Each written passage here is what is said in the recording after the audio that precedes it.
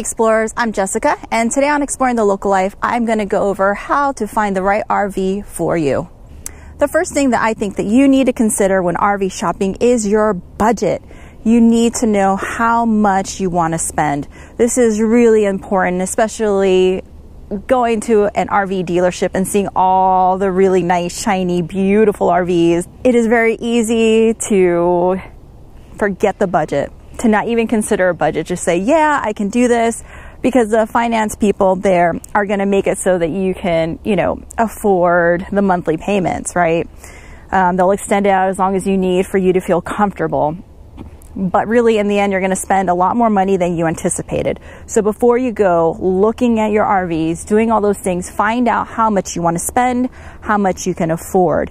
And especially if you're doing this full-time, if you are going to be finding work along the way, things like that, you've never done it before, you really want to make sure that you are going to be in a very comfortable position with your budget. Because as many of you guys have seen watching our videos and things, with RVing, your vehicle's going to break down, you're going to get a roof leak, it's just part of the life.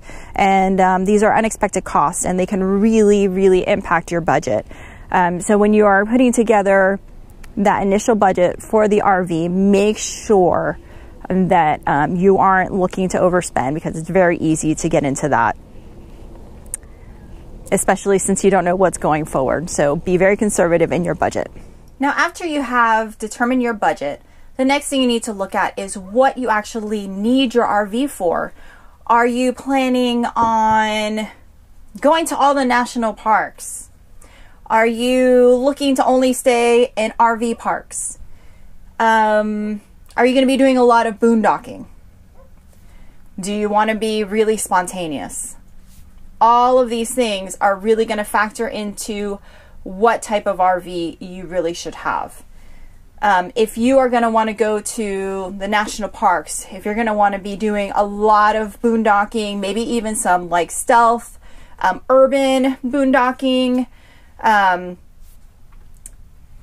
you want to be really spontaneous, you're going to want a smaller type of RV. And here's why. Almost every single place will be able to accommodate like an RV park.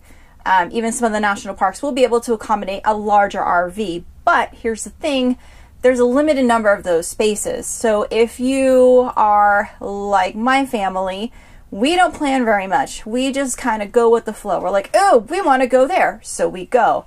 If that's the type of traveling you're going to do, you're going to need to have a smaller RV, because those big RV, large, friendly, whatever sites are going to be taken already. They're not going to be available when you just show up on a whim. Also, doing urban camping. If you have a huge motorhome or like a 40-foot fifth wheel, you're kind of going to stand out. You're not going to be able to just like find a nice cozy street and just like set up for the night. You're going to need something smaller. And if you're really looking to be spontaneous, again, the smaller RV is going to be great for you, because again, those big rig friendly sites book up quicker. Also, if you want to do something like Boondockers Welcome, where you can stay on somebody's property, there are some that have a lot of that have space for a larger RV, but there's a lot. Even us, we are 26 feet, okay? That's not very big, but there have been so many Boondockers Welcome locations and other boondocking places that we haven't been able to go to because our RV actually has been too big. Like some of them, you have to be like 20 feet or less, right? But you need to make sure that you're comfortable too. Now, if you are somebody that is getting into an RV as kind of a home replacement, whether that's because you're trying to save up money, or if you have a spouse that you are traveling with because their work requires you to travel with them, or else you don't see them for months at a time, and you want the family together, then I definitely recommend getting a much larger RV. I recommend probably getting a fifth wheel if you're not going to be traveling that much, because the fifth wheel is going to be a lot more home-like. I don't know what it is about how they design it or whatever, but they will have everything you need in a home just shrunken down in a fifth wheel.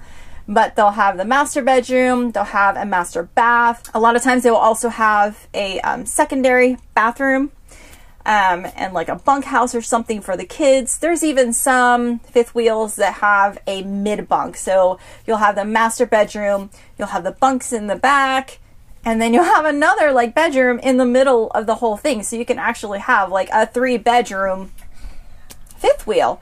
And of course the ceilings are higher, making it seem a lot more spacious.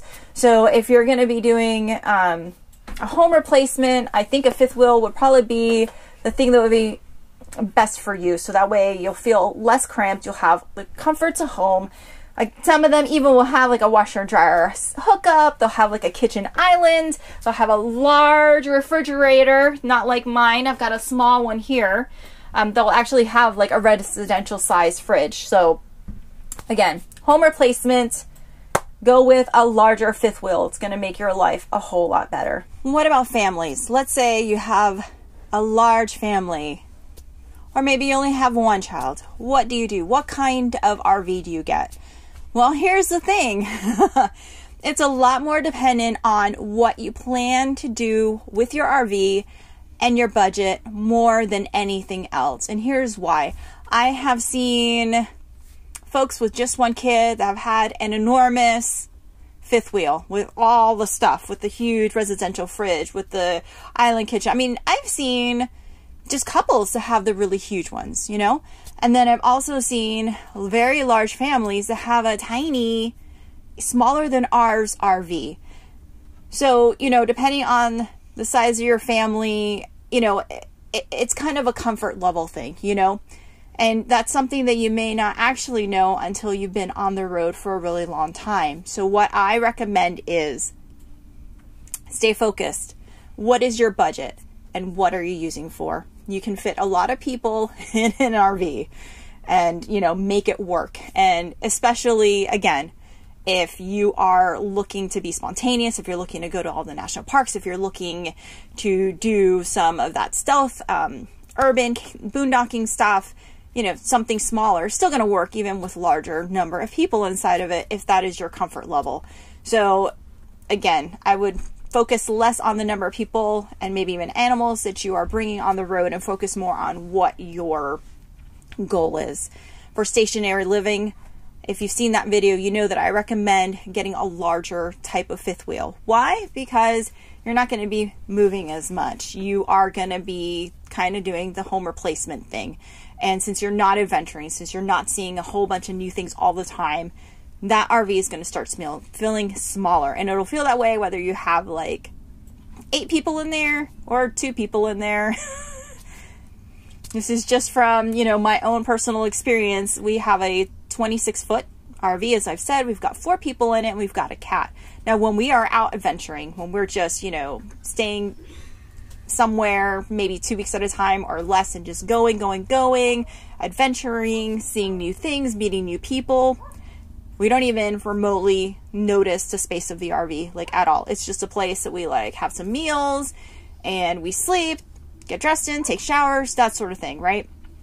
It becomes kind of like a hopping point, not necessarily a place where we're living. Now, when we are somewhere for a really long time and like the weather's bad, you start compounding all these things, the space seems to get smaller and smaller and smaller and smaller, and it gets really unfun. So these are things that you need to keep in mind when you're looking at the size of your RV. Now, how do you determine like what type of RV you actually need, right? We've gone over budgeting and we've gone over what type of travel you're going to be doing. We've covered how many people are in it, that sort of thing, right? Now, let's go over the different kinds of RVs that are actually available. I know some people consider RVs to be motorhomes, whatever. RVs encompasses every single type of recreational vehicle there is. Now, you've got motorhomes, and within motorhomes, you've got like Class A's, you've got Class C's, you've got Super C's, you've got Class B's, you have pop-ups, you have these hybrids, which are like travel trailers that have a hard shell, and then the bedrooms are like the pop-up nylon or canvas, like a tent. Then you've got travel trailers or bumper pulls. And then you've got your fifth wheels. And maybe I should have had this conversation before I introduced all those other topics, right? The fifth wheel is the one that hooks up into the bed of your truck. And like I said, the travel trailer is the bumper pull. So determining what kind to get, you have to look again at the things that we've reviewed, right? What's your budget? What are you looking to do with it? And how many people, which may or may not be a factor. So the thing with the motorhome is that, it can be simpler, especially if you get like a smaller one, or if you don't have a tow vehicle, and you're just moving around your motorhome, because then you just have the one vehicle, right?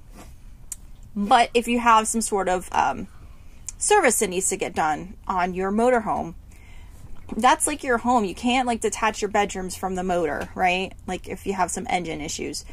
So you can either, I've seen some people that have been able to stay within their coach while it's been worked on, and then other people get a hotel. So these are things, that might not be a big deal for you, but it might be for other people. As far as safety, this is probably the main reason that we got the travel trailer and the tow vehicle as opposed to getting a motorhome, because we were looking at a Class C. The Class C is the one that has the like the little bedrooms upstairs or above the driving cab. People are like, oh, it's so much fun. It's so cool. You got the bed up on top. It's just fun, right? They're fun. But, we've got 2 kids. And for us, we were like, okay, well, we've got like the seats in the front, which are just like a regular vehicle, right? They've got the seat belts. They've got their, they've got this like secure cage or whatever that you're in, like you would in a vehicle. But then the back of it isn't like that at all, right? It's just it's, the same as the travel trailer. It's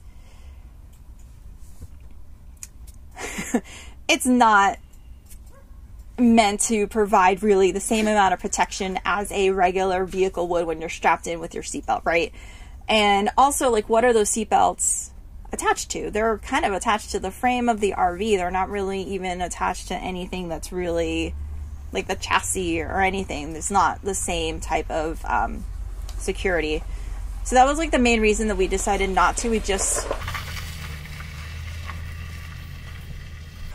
didn't feel that it was going to be the safest choice for us, having smaller children. Now, that's not to say that you can't, and I'm not saying that there aren't families that do that.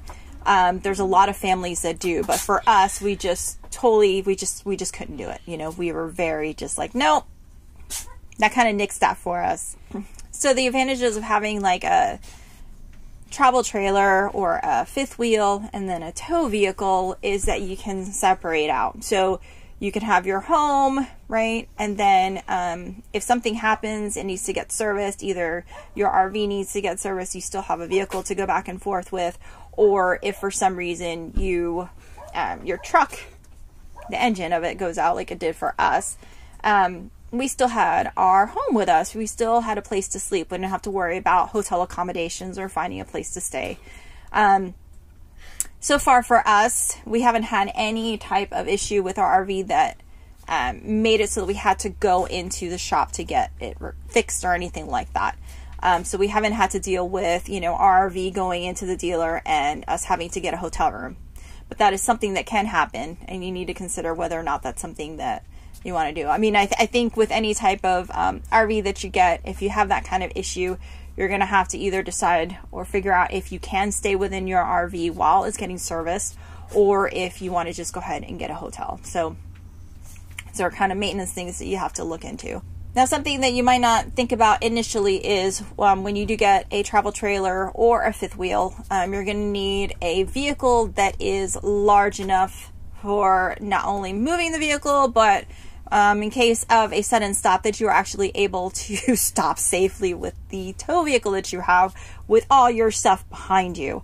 So it's going to be a fairly large vehicle. If your idea is to really go in and do a lot of visiting larger cities while you're RVing, having a really, really huge truck or really, really big SUV to pull your really, really big camper or your fifth wheel can get a little bit difficult. It's not saying that you're not going to find parking. It's not saying that you're not going to be able to go into the city, but it's going to take a lot more consideration.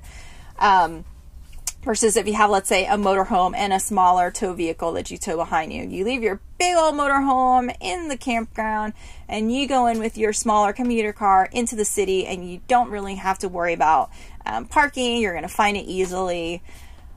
I've had it where I have had to stay in the Atlanta area. I've had to go into my office at work, and I literally cannot park in some of our parking garages at work. And I have to go around and try to find, it takes me so long just to find that one spot where my truck can actually fit, where I'm not going to crash into another vehicle or crash into the roof of the parking garage. And we have had similar issues when we've just gone into the city just to have a good time, right? We've got an F-250. It's tall and just big. It's got the crew cab, and then it's got the long bed. So we are a big old thing trying to fit into spots that were made for small vehicles in the city. Now, I've kind of talked about motorhomes some, and I've talked about travel trailers, and I've talked about fifth wheels some. But what about pop-ups and hybrids? Is that something that you actually can do for either extended periods of time or full-time? Totally depends on your comfort level. There have been people that have done pop-ups all the way across the country, full-time, and certainly, you know, weekenders have no problems doing them, or for shorter trips. With the hybrid, again, what I said was you have the shell of the RV is like a regular travel trailer, and then the sleeping arranged compartments are the canvas. So what you got to think about is like heating and cooling issues that you might run into. Is that going to be like a big deal for you? Are you going to be in temperate climates where it's going to just always be perfect? Or are you moving around following the weather? You know, it's doable.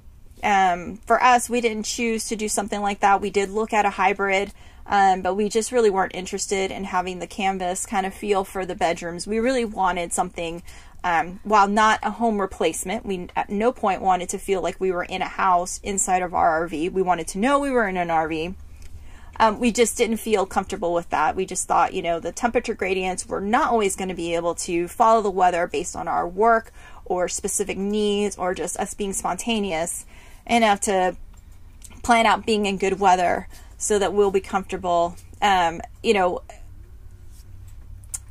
looking back now, I'm really glad that we made that decision, because weather does really impact us. RVs are not known for being very weather resistant or great at maintaining an interior temperature. Okay, so what about Class B RVs? Now these are vans, camper vans. They tend to be very small, but they are fully equipped, a lot of them, with a bed, a kitchen, and even a bathroom. So the main benefits of this, of course, is that they are very small. So it's going to be very easy for you to get in and out of wherever, boondock wherever. You can do a lot of stealth camping and all that stuff. But of course, what's the drawback? They're really small. So, you know, are you willing to do that? Do you want to be in a smaller space and do a lot more living outside? It, again, depends on what you want to do. And even if you have a family, can you get a Class B? Of course you can. There are a lot of people, a lot of families that actually do. It just depends on your comfort level and what kind of RV adventuring, what kind of RV life you want to do. The very last type of RV that I'm going to talk about are schoolies. So these are school bus school bus conversions that people have taken a regular old school bus and converted them into an RV. They tend to be very cool. You can obviously customize it any single way that you want, because basically you just have a shell and then you can add whatever you want in it. But here's the deal with those. Not all campgrounds will accept them. Some of them just will outright not let you come into the campground or RV park. So a lot of times you're going to be limited in where you can go. Of course, you're not going to be able to do a lot of urban stealth camping in that.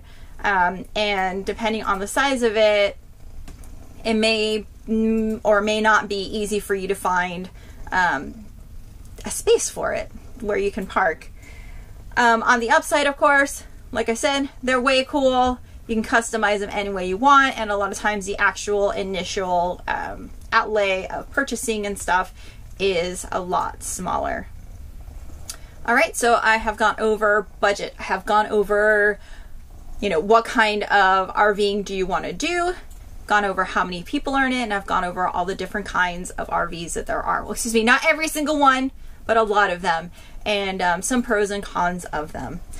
Now, I have not given you an in-depth, oh my gosh, every little thing that you need to consider when you go RV shopping or when you're even starting out. Of course, it would be impossible for me to do that in a shorter video. I'm also not going over in this video whether or not it's better to buy new or used. That's always a really kind of heated topic and debate on Facebook groups if you're in them. You've got people that are like, get the new one. And other people are like, don't waste your money, get the older one, the used one. I have a video that goes over that, and I'm going to add it into the description as well as at the end. One of the videos that you can click on so that you can find out what I think about buying new versus used, and hopefully will help you in your RV buying process.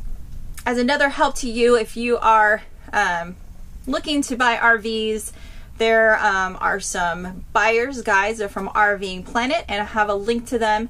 They're just another helpful piece for you in your RV buying process as you're researching, something that's going to keep you focused on what you really need. So that way when you go to the RV dealership, or when you go to even a private seller, you're not just like, oh my gosh, there's the RV of my dreams, and totally forget all the stuff that you just considered, all the stuff that you'd been planning for, because it's the one. So you're going to throw all that stuff out of the window and go for something and make a huge mistake. So I recommend these planning guides. They will help you out so that you can make the right decision in a well-organized manner and not let your emotions totally take you off into the wrong path. I really hope that this video helped you as you are starting this whole RV buying process. Let me know if you have any questions or comments below, and thanks so much for watching. Don't forget to hit the like button, to subscribe, and to tell your friends. Thanks, and have a good one. Bye.